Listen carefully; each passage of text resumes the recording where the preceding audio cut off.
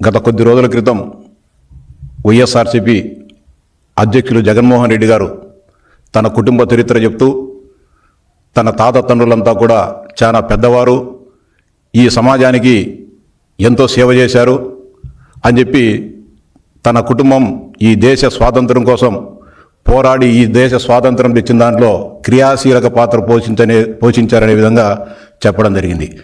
ఇప్పటికి వైఎస్ రాజారెడ్డి గురించి చాలామందికి తెలియదు. అదేవిధంగా ఈయన తండ్రి గారు కూడా చనిపోయి, రాజశేఖర రెడ్డి గారు కూడా చనిపోయి అనేక సంవత్సరాలు అవుతుంది.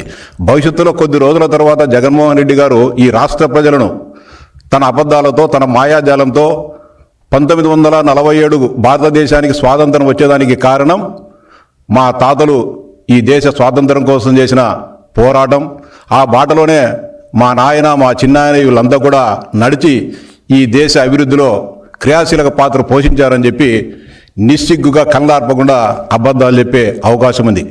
కాబట్టి రాష్ట్ర ప్రజలందరూ కూడా వైఎస్ కుటుంబ చరిత్ర ఏంది, వైఎస్ తాత ఏం చేశాడనే విషయాలు కూడా తెలుసుకోవాల్సిన అవసరం ఉంది, చెప్పాల్సిన బాధ్యత మా మీద ఉంది. కాబట్టి వాటి గురించి కూడా ఈ రాష్ట్ర ప్రజలు తెలుసుకోవాలని చెప్పి విజ్ఞప్తి చేస్తాను.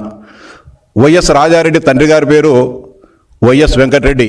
ఆయనది పులివెందుల నియోజకవర్గంలోని ప్రస్తుతం సింహాద్రిపురం మండలంలో ఉన్న బలపనూరు గ్రామం. దాదాపు 11 మంది సంతానంతో ఆయన కుటుంబ భారాన్ని మోయలేని పరిస్థితిలో ఒక మధ్యతరగతి రైతుగా జీవించేవాడు. అదే సందర్భంలో ముఖ్యంగా రాయలసీమ ప్రాంతాల్లో కరువు కాటకాలు ఉండడంతో ఆయన తన పిల్లలను చదివించుకోవడానికి అనేక రకాలుగా ఆర్థిక ఇబ్బందులు పడే సమయంలో బ్రిటిష్ మిషనరీస్ సంబంధించిన ఫాదర్లు, అంటే క్రైస్తవ మిషనరీలు భారతదేశంలో అనేక మందిని, అంటే పేదరికాన్ని ఆసరా చేసుకొని వారికి ఏదో విధంగా ప్రలోభపెట్టి వారిని క్రైస్తవ మతంలోకి చేర్చుకునే కార్యక్రమాన్ని అతి వేగంగా జరిపే పరిస్థితులలో వైఎస్ వెంకటరెడ్డి గారు కూడా క్రైస్తవ మతం పైన గౌరవం లేకున్నా కేవలం తన ఆర్థిక అవసరాలకు క్రిస్టియానిటీని వాడుకుందామనే ఒక ఆలోచనతో క్రైస్తవ మతంలోకి మారడం జరిగింది. ఆయన వెంటనే ఆ ఫాస్టర్ల చలవతో తన కుటుంబాన్ని జరుపుకోవడానికి, తన ఆర్థిక ఇబ్బందులను తీర్చుకోవడానికి వెంకటరెడ్డి గారు బలపనూరు నుంచి డైరెక్ట్ ప్రస్తుతం కడప నడిబొడ్డులో ఉన్న సిఎస్ఐ హై స్కూల్లో ఫాదర్ దగ్గర, అంటే హై స్కూల్ మెయింటైన్ చేసే ఫాదర్ దగ్గర చిన్న ఉద్యోగంగా చేరడం జరిగింది. అంటే బ్రిటిష్ వారికి అనుకూలంగా ఆ రోజే వెంకటరెడ్డి గారు, అంటే వైఎస్ రాజశేఖర రెడ్డి గారి కుటుంబం బ్రిటిషర్ల పంచన చేరడం జరిగింది. ఆ సందర్భంగా అక్కడ చిన్న ఉద్యోగం చేసుకుంటూ అక్కడ ఆ ప్రాంతంలో అప్పుడు సిఎస్ఐ స్కూల్కు కాంపౌండ్ ఉండేది కాదు. కాంపౌండ్ కట్టాల్సిన అవసరం ఉంది. ఎవరైనా సరే గౌండ్రీలను గోడగట్టే వాళ్ళు కూలీలను చూడమని చెప్తే వెంకటరెడ్డి గారు 1-2 రోజులు ఆలోచన చేసుకొని, నాకు చాలా మంది పిల్లలు ఉన్నారు, మేము మా పిల్లలందరం కలిసి ఆ కాంట్రాక్టును చేసుకుంటాం ఫాదర్ అని చెప్పినప్పుడు ఆయన కూడా అంగీకరించి ఆ పనిని అప్పచెప్పడం జరిగింది. ఆ సిఎస్ఐ స్కూల్కున్న కాంపౌండ్ను బాగా సమర్థవంతంగా కట్టి ఫాదర్ దగ్గర వైఎస్ వెంకటరెడ్డి గారు మన్ననలు పొందడం జరిగింది. ఈ సందర్భంగా భారతదేశ వ్యాప్తంగా బ్రిటిష్ వారికి వ్యతిరేకంగా పెద్ద ఎత్తున స్వాతంత్ర పోరాటం జరుగుతూ ఉంది. ఇంక్విలాబ్ జిందాబాద్ అనే వాళ్ళపైన, స్వాతంత్రం కావాలనే వాళ్ళందరిపైన కూడా బ్రిటిష్ సైనికులు ఉక్కు పాదాలతో, లాఠీలతో, తుపాకీ గుళ్ళతో ఆ స్వాతంత్రోద్యమాన్ని నిరంకుశంగా అణచివేయడం జరుగుతోంది. ముఖ్యంగా సీడెడ్ ప్రాంతం అంటే ప్రస్తుతం రాయలసీమ ప్రాంతానికి సంబంధించి మిలిటరీ బేస్ అంతా కూడా బళ్ళారిలో ఉండేది. బళ్ళారి కంటోన్మెంట్ నుంచి బ్రిటిష్ సైనికులు ఆ ప్రాంతంలో జరిగే స్వాతంత్ర పోరాటాలను అణిచివేసేవారు.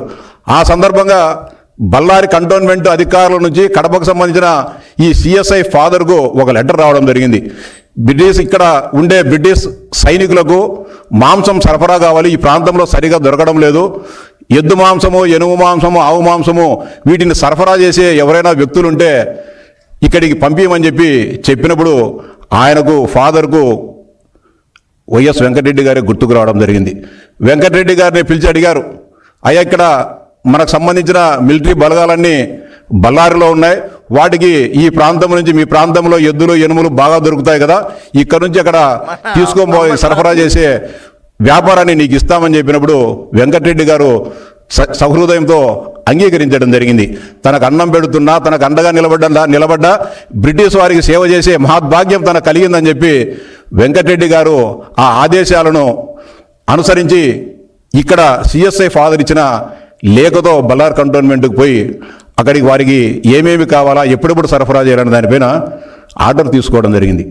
ఒకవైపు భారతదేశ వ్యాప్తంగా స్వాతంత్రోద్యమం జరుగుతూ ఉంటే వారికి సపోర్టుగా వారికి ఆహారాలు, వారికి ఎద్దు ఎనుము మాంసాన్ని సరఫరా చేసే కాంట్రాక్టును వైఎస్ కుటుంబం ఆ రోజే చేపట్టి బ్రిటిష్ వారి మన్నలను పొంది భారతదేశానికి వ్యతిరేకంగా పనిచేసిన కుటుంబం వైఎస్ జగన్మోహన్ రెడ్డి గారి తాత తండ్రుల కుటుంబం అని చెప్పి చెప్తా ఉన్నా. ఆ సందర్భంగా 1939, 1945 మధ్యకాలంలో రెండవ ప్రపంచ యుద్ధం జరిగింది. రెండవ ప్రపంచ యుద్ధానికి సంబంధించి బ్రిటిష్ వారికి అనుకూలంగా ఉన్న వారందరినీ కూడా ఆ రెండవ ప్రపంచ యుద్ధంలో పాల్గొనాలని చెప్పి బ్రిటిష్ వారి సైన్యంలో చేర్చుకోవడం జరిగింది. ఈ వాస్తవం చాలా మందికి తెలియకపోవచ్చు. జగన్మోహన్ రెడ్డి గారికి కూడా తన తాత స్వాతంత్ర సమరయోధుడనే భ్రమలో ఉన్నాడు కాబట్టి ఈ విషయం తెలుసో లేదో ఒకసారి మీ కుటుంబంలో ఉన్న పెద్దలను అడిగి తెలుసుకోమని చెప్పి విజ్ఞప్తి చేస్తా ఉన్నా. 1939, 45 మధ్య జరిగిన రెండవ ప్రపంచ యుద్ధంలో మీ తాత, నువ్వు చాలా గొప్పగా చెప్పుకుంటున్న వైఎస్ రాజారెడ్డి గారు మద్రాస్ రెజిమెంట్లో బ్రిటిష్ తరఫున బ్రిటిష్ సైన్యంలో చేరిన విషయం వాస్తవమా కాదని చెప్పి సూటిగా ప్రశ్నిస్తా ఉన్నా. మద్రాస్ హైకోర్టు పైన జపాన్ వారు బాంబింగ్ వేసినప్పుడు ఆ బాంబులు వేసిన దానికి భయపడి ప్రాణభయంతో బ్రిటిష్ మిలిటరీ నుంచి పారిపోయి ఇంటికి కూడా రాకుండా ఉన్న విషయం వాస్తవమా కదా జగన్మోహన్ రెడ్డి అడిగి తెలుసుకోమని చెప్పి, మీ చరిత్రను అడిగి తెలుసుకోమని చెప్పి విజ్ఞప్తి చేస్తా ఉన్నా. 1947 ఆగస్టు 15వ తారీఖు ఈ దేశానికి స్వాతంత్రం వస్తే స్వాతంత్రం వచ్చేటంత వరకు కూడా మీ తాత ఎక్కడ నువ్వు మిలిటరీ నుంచి పారిపోయి వచ్చావు కాబట్టి ఇక్కడ ఉండే పోలీసులు అరెస్ట్ చేస్తారేమనే భయంతో, అంటే అరెస్ట్ చేసి మళ్ళీ ఇక్కడ మళ్ళీ మిలిటరీకి తీసుకొని పోతారనే భయంతో నువ్వు మీ తాత ఊరికి రాకుండా దేశాలు పట్టుకొని తిరిగిన విషయం వాస్తవమో కాదో మీ పెద్దలను అడిగి తెలుసుకోమని చెప్పి చెప్తా ఉన్నా. అంటే ఇంత ఘనమైన చరిత్ర భారతదేశానికి వ్యతిరేకంగా ఉన్న మీరు ఈరోజు మేము దేశభక్తులం, ఈ రాష్ట్ర భక్తులం, ఈ రాష్ట్ర అభివృద్ధి కాముకులం అని చెప్పి మీరు మాట్లాడుతూ మీ ఇంత నీచ చరిత్రను ఇంత మీరు గొప్పగా చెప్పుకుంటున్నారు. ఇది వాస్తవమా కాదు అడుగు. బ్రిటిష్ వారికి అనుకూలంగా మీ కుటుంబం పనిచేసిందే లేదా, ఇది వాస్తవం నేను చెప్పేది. యాజ్ పర్ రికార్డ్స్ ఉన్నాయి, మీరు కావాలని తీసుకోండి.